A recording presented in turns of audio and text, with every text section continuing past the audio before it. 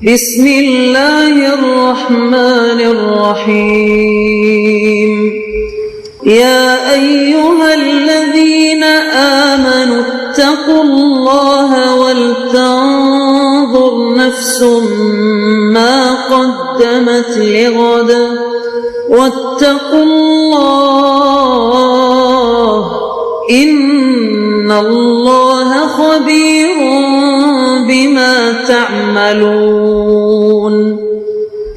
اے ایمان والو، اللہ سے ڈرتے رہو اور ہر شخص کو دیکھنا چاہیے کہ اس نے کل یعنی آخرت کے لیے کیا سامان بھیجا ہے، اور ہم پھر کہتے ہیں کہ اللہ سے ڈرتے رہو، بے شک اللہ تمہارے سب اعمال سے خبردار ہے۔ بسم اللہ الرحمن الرحیم،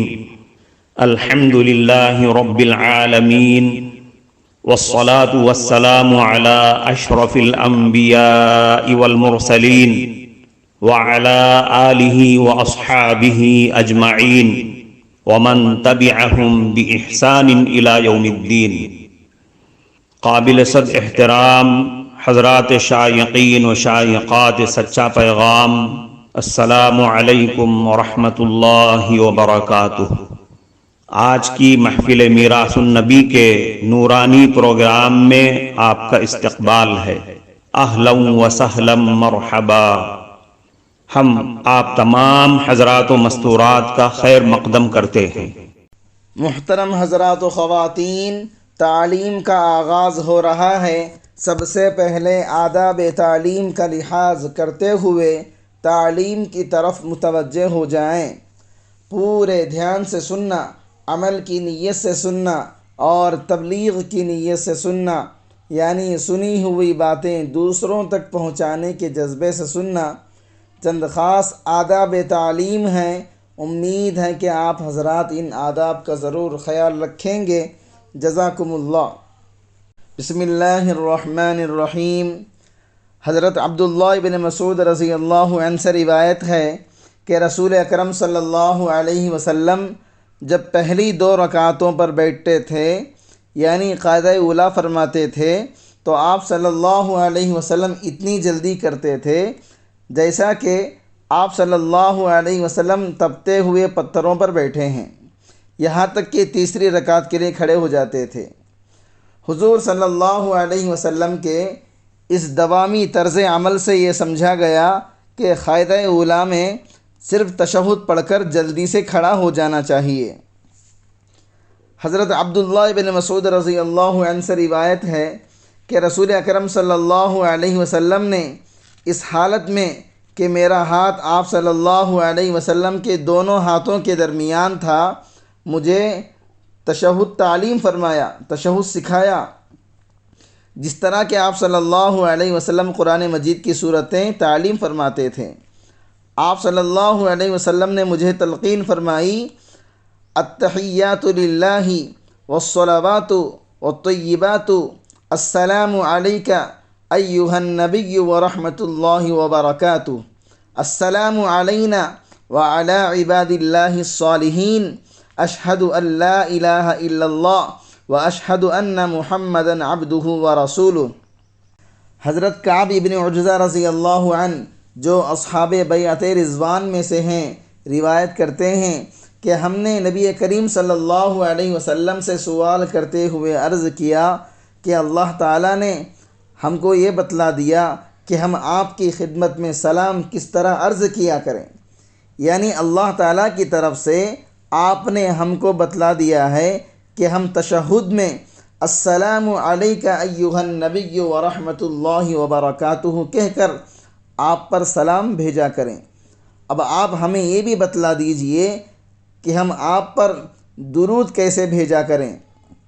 آپ صلی اللہ علیہ وسلم نے فرمایا، یوں کہا کرو، اللہم صلی علی محمد وعلی آل محمد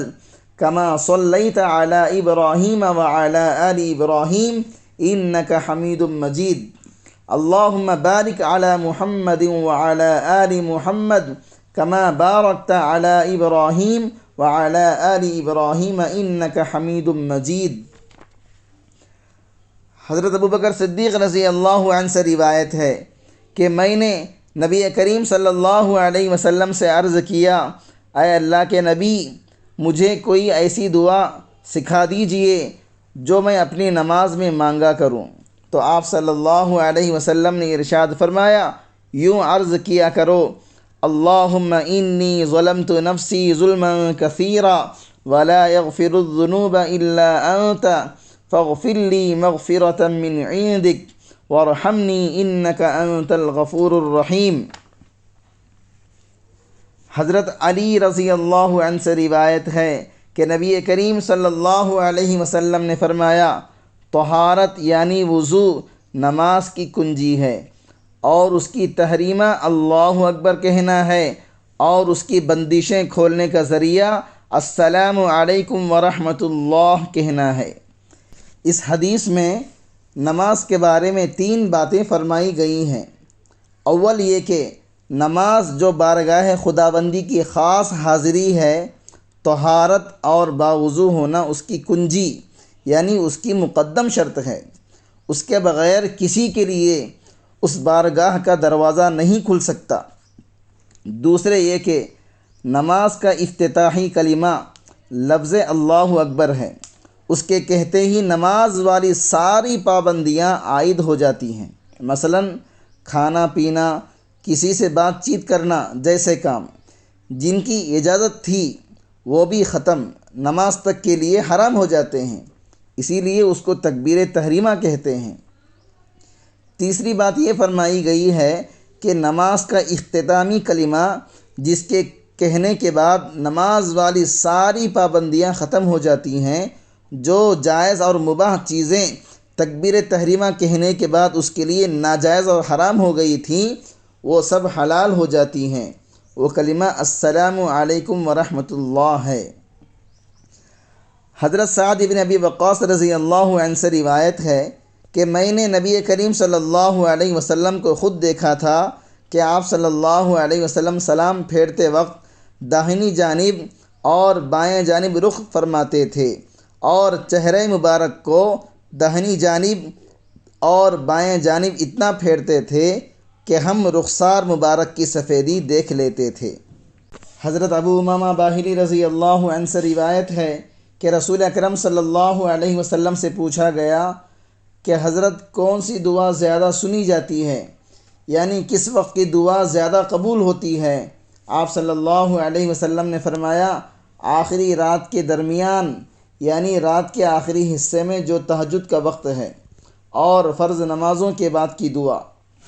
محترم ناظرین کرام، اس دینی اور ایمانی بیان کو سننے کے دوران ہی اس کو لائک کر دیجئے اور شیئر بھی کر دیجئے تاکہ دوسرے بھی اس سے فائدہ اٹھا سکیں۔ اللہ آپ کو جزائے خیر عطا فرمائے۔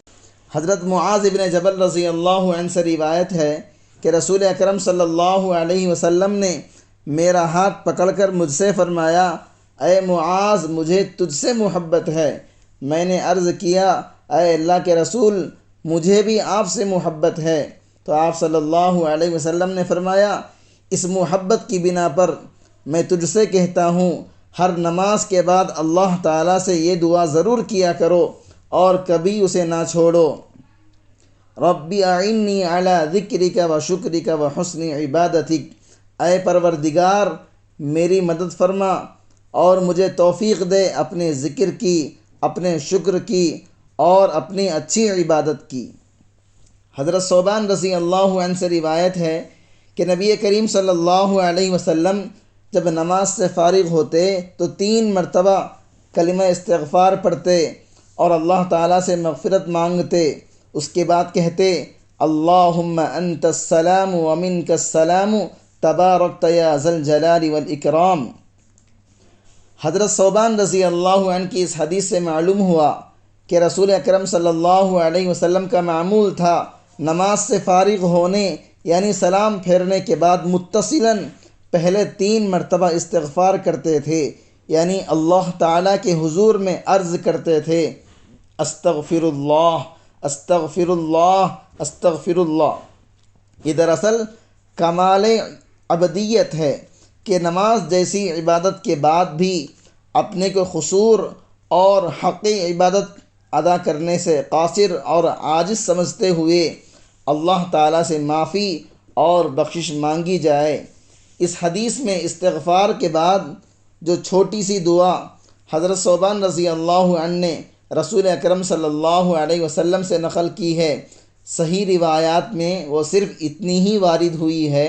یعنی اللہم انت السلام و منک السلام تبارکت یا ذا الجلال والاکرام۔ عوام میں اس دعا کے اندر ومنک السلام کے بعد جو اضافہ مشہور ہے وَإِلَيْكَ يَرْجِعُ السَّلَامُ فَحَيِّنَا رَبَّنَا بِالسَّلَامِ وَادْخِلْنَا الْجَنَّةَ دَارَ السَّلَامِ۔ محدثین نے تصریح کی ہے یہ بعد کا اضافہ ہے، رسول اکرم صلی اللہ علیہ وسلم سے یہ ثابت نہیں ہے۔ حضرت مغیرہ ابن شعبہ رضی اللہ عنہ سے روایت ہے کہ رسول اکرم صلی اللہ علیہ وسلم ہر فرض نماز کے بعد کہا کرتے تھے لا الہ الا اللہ وحدہ لا شریک لہ لہ الملک ولہ الحمد وہو علی کل شیء قدیر اللہم لا مانع لما اعطیت ولا معطی لما منعت ولا ينفع ذا الجد منک الجد۔ حضرت سعد ابن ابی وقاص رضی اللہ عنہ سے مروی ہے کہ وہ اپنے بچوں کو تعوذ کے یہ کلمات سکھایا کرتے تھے اور فرماتے تھے کہ نبی کریم صلی اللہ علیہ وسلم نماز کے بعد ان کلمات کے ذریعے اللہ کی پناہ مانگا کرتے تھے، اللہم انی اعوذ بک من الجبن واعوذ بک من البخل واعوذ بک من ارذل العمر واعوذ بک من فتنۃ الدنیا وعذاب القبر۔ حضرت ابو ہریرہ رضی اللہ عنہ سے روایت ہے کہ رسول اکرم صلی اللہ علیہ وسلم نے فرمایا جو بندہ ہر نماز کے بعد 3 مرتبہ اللہ کی تسبیح کا کلمہ سبحان اللہ کہے اور اسی طرح 3 مرتبہ اللہ کی حمد کا کلمہ الحمدللہ کہے اور 3 ہی مرتبہ اللہ رب العزت کا کلمہ اللہ اکبر کہے، یہ سب 99 کلمے ہو گئے، یعنی 90 پر 9 کلمے ہو گئے، اور اس کے بعد 100 کی گنتی پوری کرنے کے لیے 1 مرتبہ کہے لا الہ الا اللہ وحدہ لا شریک لہ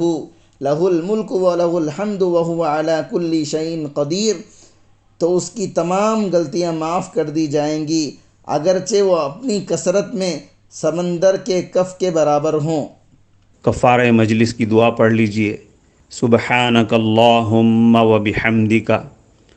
اشہد ان لا الہ الا انت استغفرک و اتوب الیک۔